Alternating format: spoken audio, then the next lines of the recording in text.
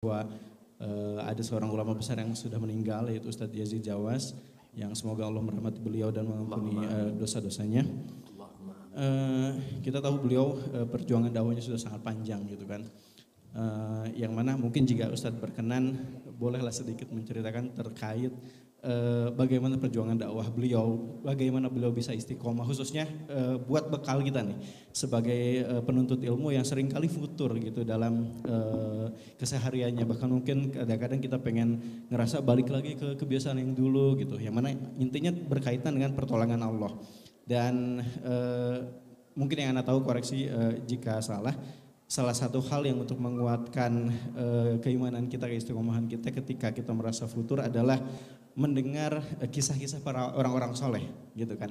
Mungkin jika Ustadz Syafiq berkenan menceritakan kebaikan atau bagaimana perjuangan dakwah Ustadz Yazid Jawas yang semoga menjadi pelajaran bagi kita semua gitu. Itu aja Ustadz. Assalamualaikum warahmatullahi wabarakatuh. Waalaikumsalam warahmatullahi wabarakatuh.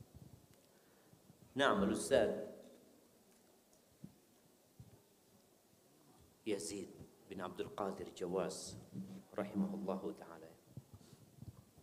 Ana ingat ana mulai belajar langsung kepada beliau itu ketika kuliah di Libya. Beliau punya kajian khusus hari Selasa di Masjid Al-Furqan di Dewan Dakwah. Habis duhur biasanya. Ana juga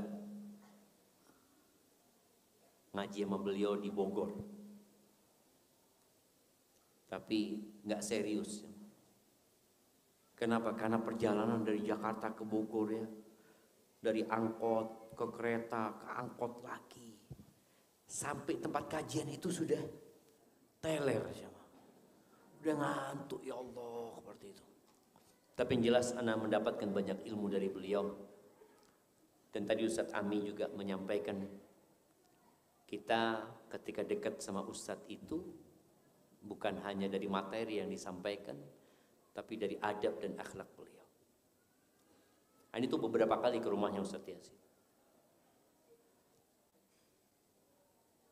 Rumah beliau sangat sederhana sekali. Bahkan anak duduk di bawah dengan karpet yang udah usang, bukan yang warna-warni. Ruang tamu beliau penuh dengan kitab dan buku. Anak tanya gimana cerita Ustadz, perjalanan Ustadz berdakwah Ustadz. Ya beliau sampaikan, di antara beliau sampaikan, anak ini kontraktor. Bertahun-tahun kontrak rumah. Dari satu rumah ke rumah selanjutnya, nanti gak diperpanjang 2 tahun, ada yang pernah lama sampai 4 tahun kata dia. Kata beliau, yang paling capek itu mindah kitab, kata dia. Ini menunjukkan bahwasanya beliau terus belajar, gak pernah berhenti belajar. Dan beliau itu lembut orangnya,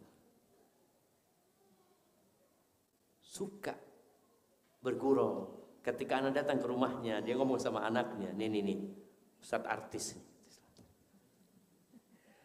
Ente itu jangan foto-foto terus, kata Ustadz Yazid, ngomong sama anak. Itu Ustadz, bukan artis, kata dia. Siap Ustadz, makanya jangan foto-foto terus sama anak. Rahimahullahu ta'ala. Sama Ustadz Fathi juga. Sampai terakhir ya, anak kalau mau cerita beliau panjang ya, karena waktu kita sini nanti insya Allah kalau ada waktu, karena udah malam, tapi enak cerita kalau sebelum tidur sebenarnya. Sampai terakhir anak ke sana, anak ngomong sama Ustadz Yazid. Ustadz, anak mau bawa istri anak Ustadz ke rumah Ustadz. Kenapa? Supaya istrinya belajar sama istri Ustadz. Bagaimana sabarnya menghadapi perjuangan seorang Ustadz. Bagaimana suaminya dihina, suaminya dimaki, bagaimana suaminya diusirkan hati istri gitu. Kata Ustadz Yazid, siap, dibawa, sudah gak apa-apa.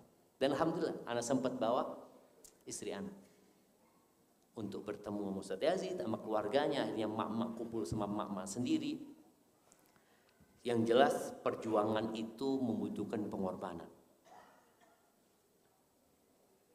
dan fitnah umat Islam ini adalah harta. Semua umat itu punya fitnah dan fitnah umatku adalah harta, kata Nabi SAW. Sejak anak pulang dari rumahnya Ustaz Yazid, anak itu sering dikasih sama jamaah itu tas-tas branded ya. Kasih barang-barang branded. Anak ngomong sama mereka, jangan. Anak jangan dikasih lagi. Anak sampaikan kepada mereka, anak mau jadi diri anak sendiri. Jangan sampai anak ini dibentuk sama orang-orang kaya ini. Janganlah. Anak pernah beli motor. Motor lumayan mahal lah. Buat anak ya. Harga 60 juta waktu itu beli motor. Setelah anak pakai berapa lama, anak tanya sama diri anak, buat apa anak beli motornya?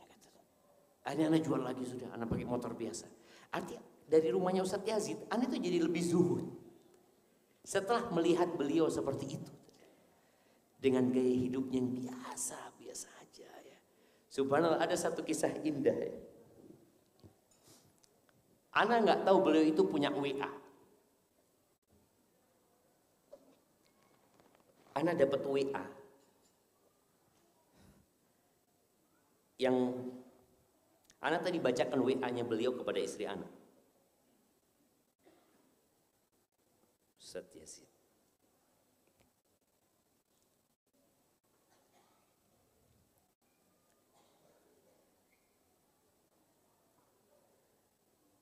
Ini WA beliau pertama kali ke anak. Setelah beliau punya handphone yang bisa buat WA. Sebelumnya nggak pernah. Beliau mengatakan, Assalamualaikum Ustaz Syafiq. Bagaimana kabarnya? Nggak ada namanya, ini anak kan nggak tahu. Ada kabar yang beredar yang mengembirakan. Katanya ente nikah lagi. Ini WA Ustaz Yazid sama. Apakah berita itu benar? Anak nggak jawab, cuma anak nggak tahu nomor siapa. Beliau besoknya WA lagi. Bagaimana Ustaz Syafiq bisa dijawab pertanyaan anak? Yang tanya orang tua, dijawab dong. Subhanallah jamaah. Anak kan nggak tahu nomor siapa ini ya. Akhirnya Anda jawab, doakan maka Allah berkahi. Anak ngomong gitu. Terus beliau doakan anak. Cuma anak nggak tahu, belum tahu anak. Beliau doakan barakallahu lak wa barak alaik wa jama'a bainakum fi khair. Ini doa beliau. Mudah-mudahan Allah Ta'ala berkahi pernikahan antum dan melimpahkan keberkahan kepada antum dan mengumpulkan kalian berdua dalam kebaikan. Mudah-mudahan Allah Ta'ala memberikan kebahagiaan, kerukunan dan kelanggengan dengan kedua istri antum sampai negeri akhirat. Mudah-mudahan Allah Ta'ala berkahi pernikahan antum dan dilimpahkan keberkahan, sakinah, mawaddah, warahmah, dan diberikan keturunan yang soleh dan soleha.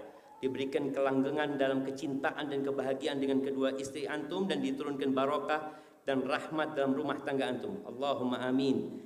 Lalu beliau tulis di bawah, dari Yazid bin Abdul Qadir Jawas. Anak kan terlalu banyak yang WA aja, anak nggak baca. Terus beliau WA lagi, Syafiq, ente kok nggak di WA? Ente kok di WA nggak jawab-jawab apa?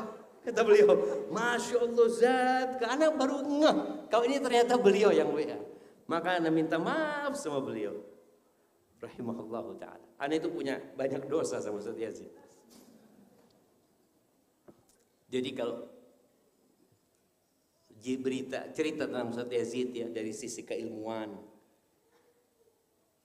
beliau termasuk yang memotivasi anak untuk belajar dan terus belajar ya.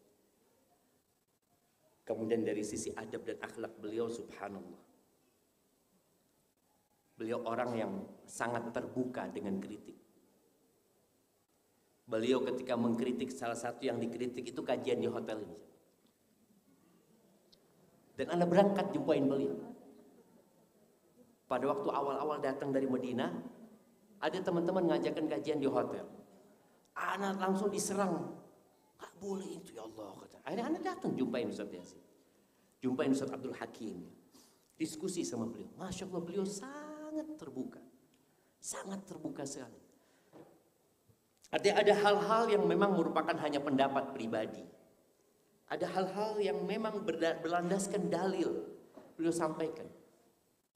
Dan sekali lagi, ya ana mungkin nggak akan menemukan ganti seperti sosok Ustaz Yazid rahimahullahu ta'ala.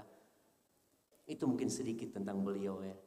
Yang jelas kalau ana di rumah beliau senang sekali. Anak-anak kalau ana bawa ke rumah Ustaz Yazid, senang mereka. Dia katakan kapan lagi ke rumah Ustaz Yazid.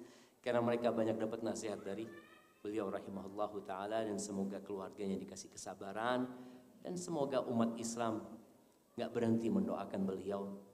Dan ilmu beliau jangan sampai berhenti di dada antum. Sampaikan kepada yang lainnya. Barakallahu fikum.